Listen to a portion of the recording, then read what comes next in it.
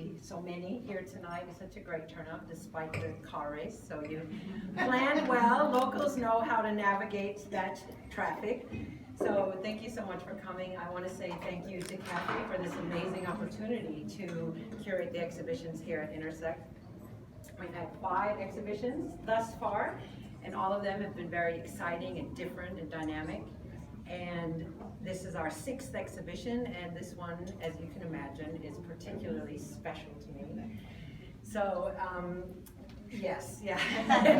this guy right here, Karsten Topelmann, 88 years old, going to be 89 this year. First time, first time ever in Australia, and we're just so happy that he could be here, and that Lars and Monique are here. It's just a really, really special occasion, so that's wonderful. My father has been an artist his whole life.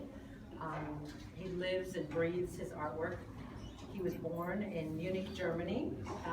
Both of his parents were artists. His father was an architect, and his mother was a sculptor.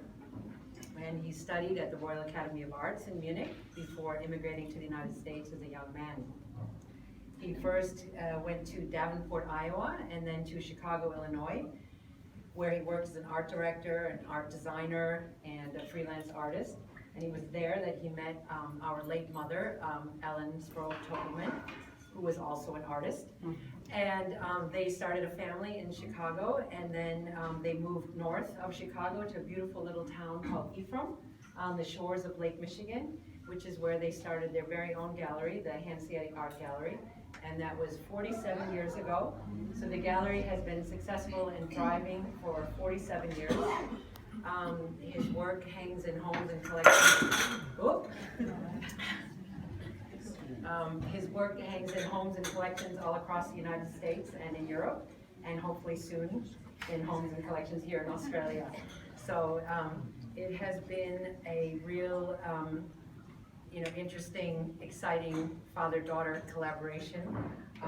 All of the works in the exhibition are original watercolors, I forgot to mention, and they're premiering for the first time here in Australia. So yes, so the collaboration, yes. Who would have thought?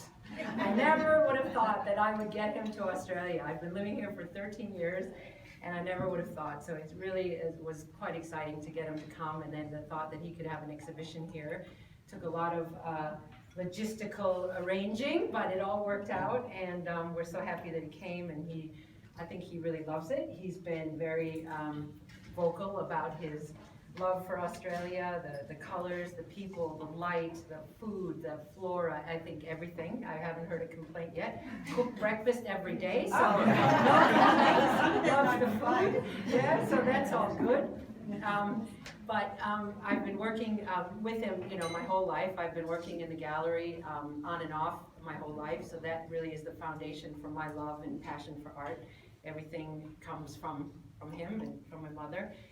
And I think if you have the opportunity tonight to really get up close and really admire his detail and his really precise handling of the paint and the looseness and then the tightness and just his ability to work with watercolor, which I know many of you know is very, very difficult. So he really is a master painter, and yes, you are. Yes, I can say that. So there are 42 works in the exhibition, so he's been very, very busy. All of the works were created for this exhibition over the last 6 months. And the title is, of course, Bloom, so the focus is on flowers. But there's also, fruit and vegetables and a lot of beautiful plein air scenes that he's been doing while he's been here in Adelaide. So, but I think most importantly, it's his joy and his love and his passion that really comes through in his work, that he has for his life and that he has for his painting. 88 years old, I mean, that's pretty fantastic. So it's really admirable, and it's such a gift that he shares with the world. And we're so honored and pleased to be able to share this with an Australian audience for the very first time. So it's very, very special. I hope you get a chance to meet him. He's met a lot of people already. I don't think he'll remember any names, so that's all right. If he says, I said you met them, so you just say yes, so it's all good. But it's so wonderful that so many of you came, and it's just so wonderful to be able to present this here to you for the very first time. And I want to thank Kathy again for this opportunity, for making it happen, and Marg, who does so much behind the scenes, everything to make these exhibitions come off so smoothly, all the arranging and the detailing, and it's all a lot of work, but it's all a pleasure, and it's really a labor of love. So thank you so much for coming. I think you might want to say a few words. So, okay, there he is.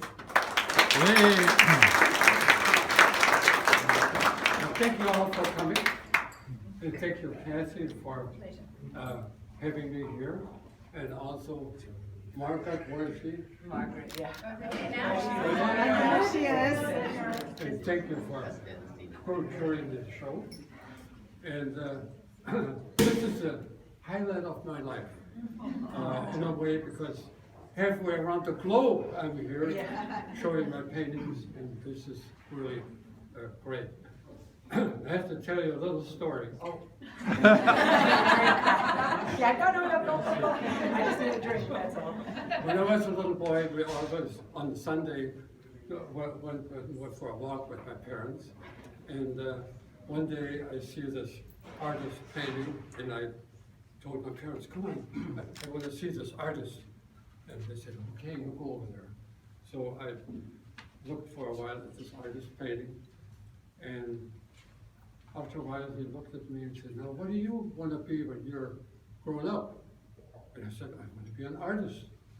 He says, yeah, but you have to learn to eat dry bread.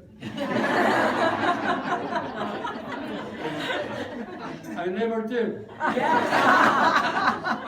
That's good. But during the war years, I did, but in general, you know, I had a successful career, and people ask me, you know, what is it that you really like? And I said, well, I don't know, I like to paint. Yeah. And then some people said, now, how long did you paint on this particular oil? And I said, well, I don't know, it doesn't make any difference to me. When I feel like it's finished, it's finished.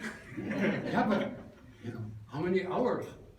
And I thought, well, wait a minute, you know, maybe they see the price and they figure, well, wait a minute, you know, he painted 8 hours. Well, no, that's, so I said, okay, the next painting I do, I make a little line on the side for every hour. I did a little line, did it 1 hour, 2 hours, 3 hours.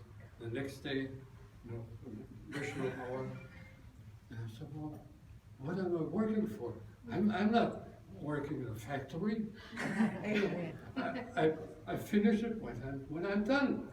So, and that's what I did. And whenever, you know, and then another story is from the gallery in my area. When people come from Chicago, they have typical dialect, and so you spot when they talk right away what kind of a person they are. So this gentleman comes and says, at that time I had 2 display panels that are opposite each other. And so this fellow said, come here. I said, oh, what's this guy want? Okay, yeah, come here in the back. So I go in the back with him. And he said, now, how much are these 2 paintings together? And I said, well, it's easy, just add them up. I know what he wanted. Discount, yeah. So anyway, and then one more story. In one of the display rooms, we have two easy chairs, and a couple were sitting there. And a friend of mine comes in, and he is very direct and very, open with his talk. You know, he comes in and always checks up. The painting was a front view of a pile of wood. Because I liked it. Well, my wife didn't like it, but I liked it because it was a little different. So he came in and he said, now Karsten, I mean, that's a terrible painting. Oh.